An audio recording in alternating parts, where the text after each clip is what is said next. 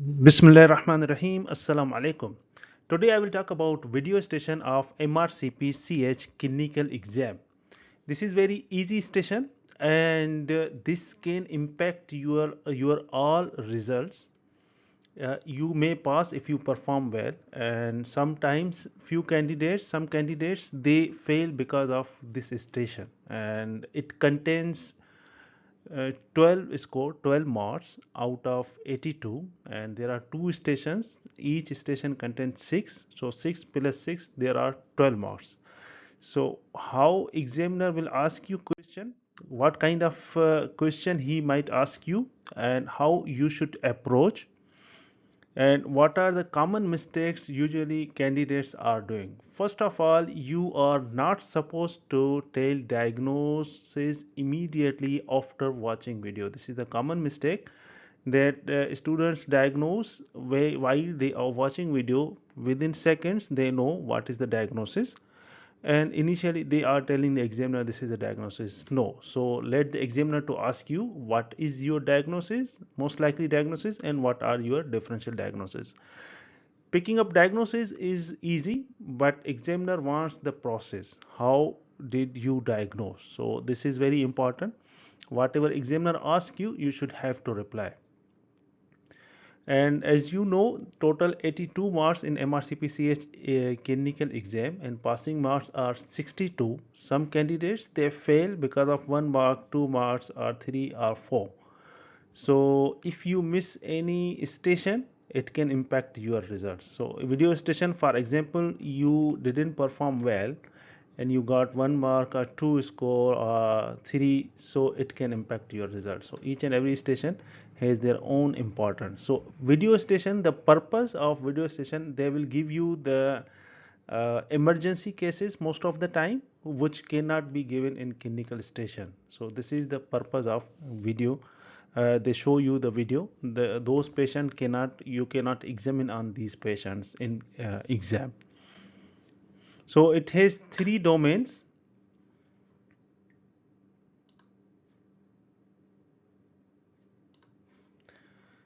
So examiner might ask you the question from these 3 domains: domain 1, domain 2, and domain 3. In domain 1, he will ask you about identification of clinical signs, and domain 2 clinical reasoning, and domain 3 management planning. So how to approach video station, examiner will ask you in these 3 domains, and this total is, the time while you will watch the video, there are 3 minutes. So sometimes they will give you 60 seconds video, 40 seconds video, 45, or maybe 1 minute few seconds. So as much as possible you time you can see the video, you can watch the video. And after this, during these 3 minutes, you should have to spend your time wisely. You have pen and paper at that time, pencil and paper. You can write on that whatever you want. So identification of clinical science, domain 1, domain 2, and domain 3. Domain 2 is clinical reasoning, domain 3 is management planning. Okay, so let's start. Domain 1 is identification of clinical science. You have seen a video. Okay, so for example, today I'll give you an example that you have seen. You have very uh, short one line introduction. For example, 11 years or 9 years or 10 years old boy, he has a cough. Maybe you will find this line, and you have seen the video. There are wheezes, and nurses and doctors are giving oxygen, nebulizer, and there are signs of tachypnea, means distress, respiratory distress. They might show you the monitor, it desets, and tachycardia.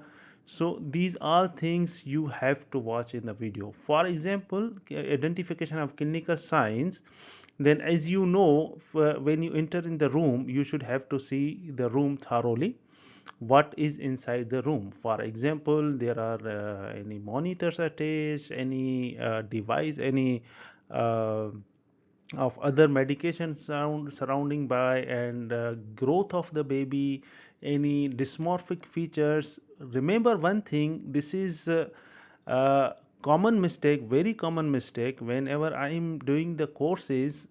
Usually when I show a video to the candidate, and some candidates, they are picking up the very like you can say very subtle signs which even examiner doesn't know. So in exam the signs would be very clear. So if there are the signs, it would be yes, there would be a signs easily picked up. If there are no signs, it means don't say he might have this thing. For example, some candidates, they are picking up dysmorphic features even though there are no dysmorphic features. They say there are big eyes or something like this. So there are no dysmorphic features. If there are obvious dysmorphic features, for example Down syndrome, Prader-Willi syndrome, there would be obvious, right? They will give you the obvious thing. They would be give you the very clear things, yes or no. Don't be in doubt that this sign is it there are dysmorphic features or no. So whenever you see a video and the signs would be clear, and examiner and the RCPCH, they are well aware. They will watch the video, examiners, multiple examiners, and they know that yes, this is a easily picked up signs which can be picked by the MRCPCH clinical exam candidate. Then they uh, uh, assign that video for the exam. Okay.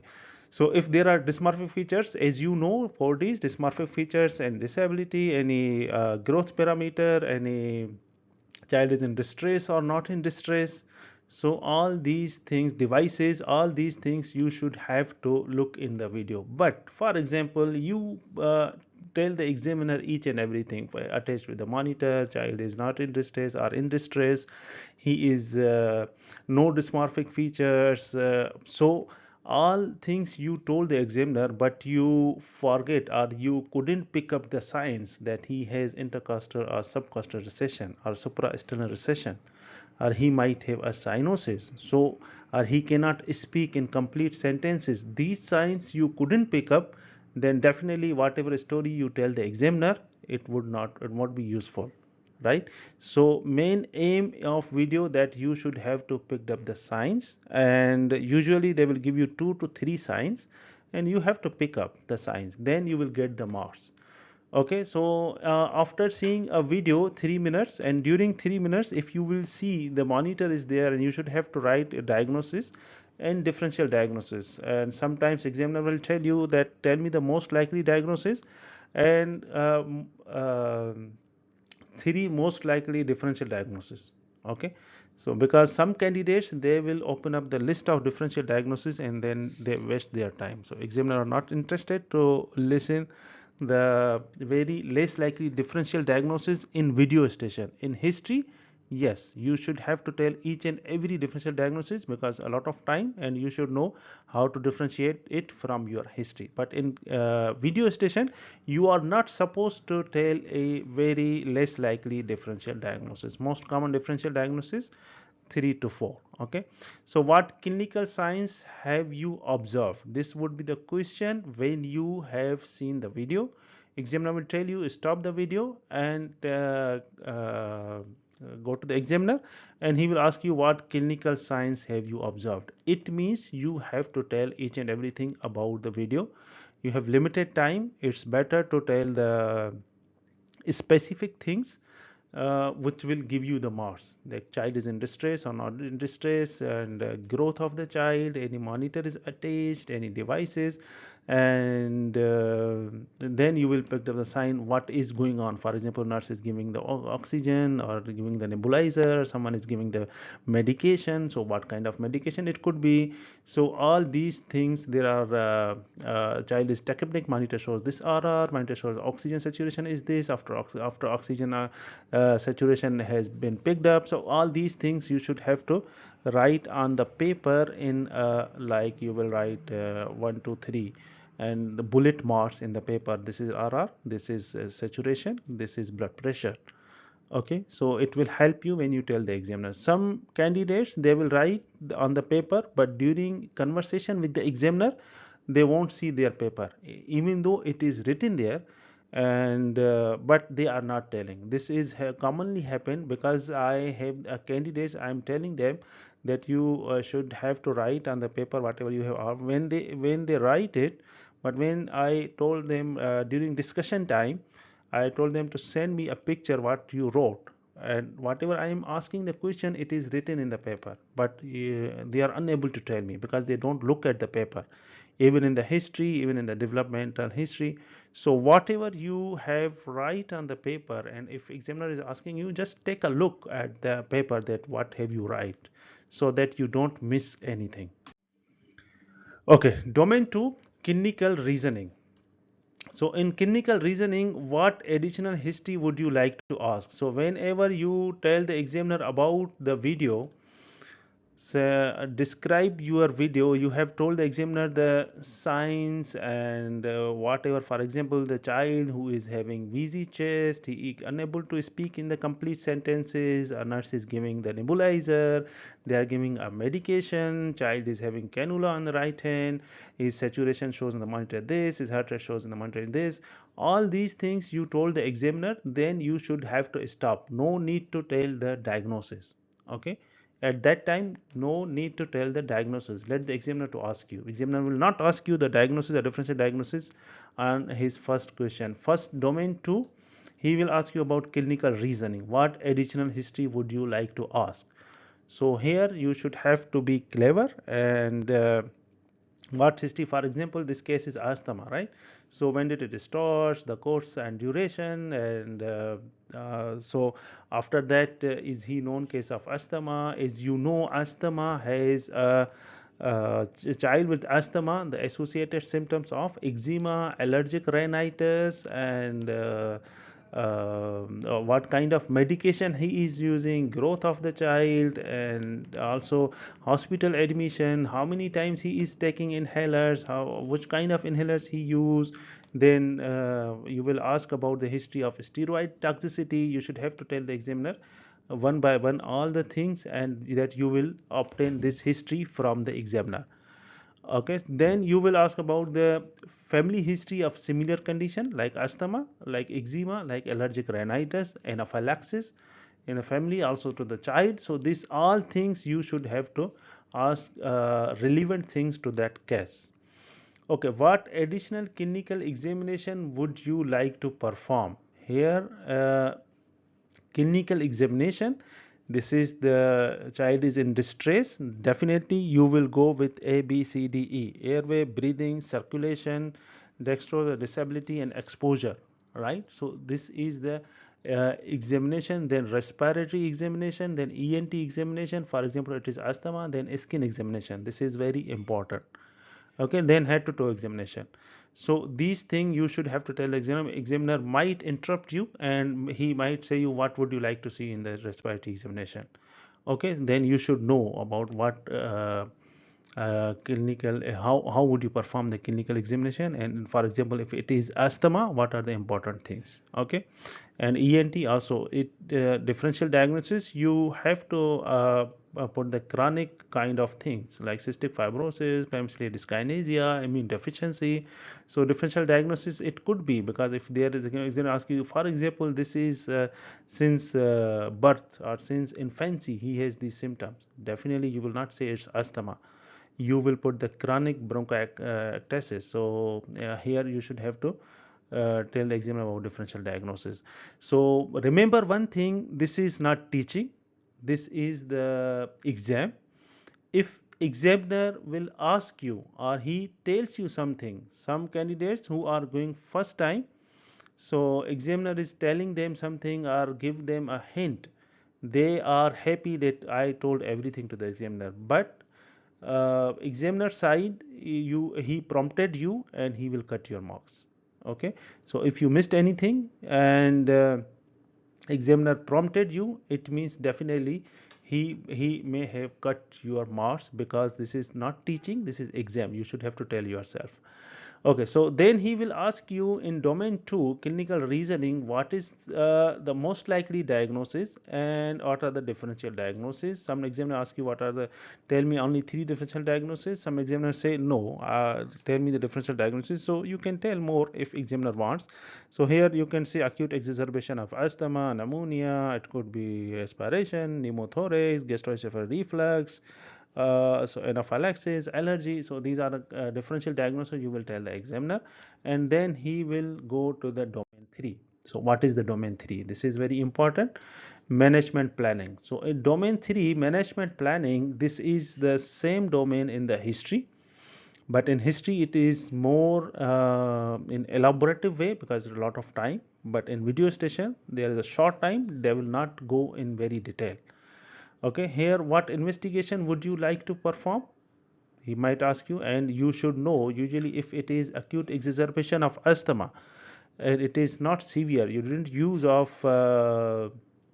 for example salbutamol IV or magnesium sulfate, no need of investigation. If the moderate case, no need of investigation, right? Only peak flow and respiratory rate and oxygen saturation, only these things you should have to tell the examiner. But if it is severe enough that patient is hospitalized, there is a cannula, definitely you will go for the electrolytes and the blood gas. Okay, usually asthma patient it will cause hypokalemia. Okay, so investigation, if the other case, it's according to the case, investigation and specific investigation. Do not tell the examiner which investigations are the second line investigation, which is not by the your team, for example, your consultant or your side pediatrician. If it is a second line investigation, you will tell the examiner second line investigation, then you should have to tell the examiner that it should be done by the, for example, if the case of cystic fibrosis, you will do the sweat test, genetic testing by the genetist. You should tell the examiner that. The examiner should know that you know this is the second line investigation, supposed to be by the consultation with the relevant team. Okay, how would you manage this child? So this again, if this is if examiner ask you the treatment, you should have to do the treatment. This is also common mistake. There are, if examiner is asking you investigation, you should tell the investigation. If examiner asks you about the treatment, you should tell the treatment. If examiner asks you complication, you should tell the complication. If he asks you management, this is the umbrella of all. So management A, B, C, D, E, right? Then you will go for the vitals. Then you will go for the examination. Then either this patient need admission or not. Okay, will you admit the child or not? So you should know this child need admission and this child doesn't need admission. Then you will start the oxygen if low saturation, or you will start the salbutamol back to back. So all this should be in 1, 2, 3, 4 bullet points. For example, this child need oxygen, this child need the salbutamol, this child need steroids, this child need, if not improved, you will wait for improvement, and you will see what signs you will see, what things you will see that child has improved. Definitely if asthma, then you will see the respiratory rate, oxygen saturation, heart rate, and peak flow. If child has not improved, deteriorate, then you will step up of your management plan. Definitely if you have given a magnesium sulfate, you should inform your senior, inform the PICU, right? So these all things you should know that you have to tell the examiner. So video station, it is very easy, and you can get the full marks. Some candidates, they are getting full marks even though examiner are asking them a lot of question, but they perform these three domain, and after when you finish these three domain, the rest of the questions the examiner might ask you, because you have finished early and you told everything to the examiner, he might not cut the marks if there are very uh, rare things he is asking. Okay, and they might ask you about the what advice would you like to give to the parents. This is the common question, and you should have to prepare for this question as well in every station. Thank you very much, and I hope this video will help you in the exam. Subscribe the channel for further videos. Thank you.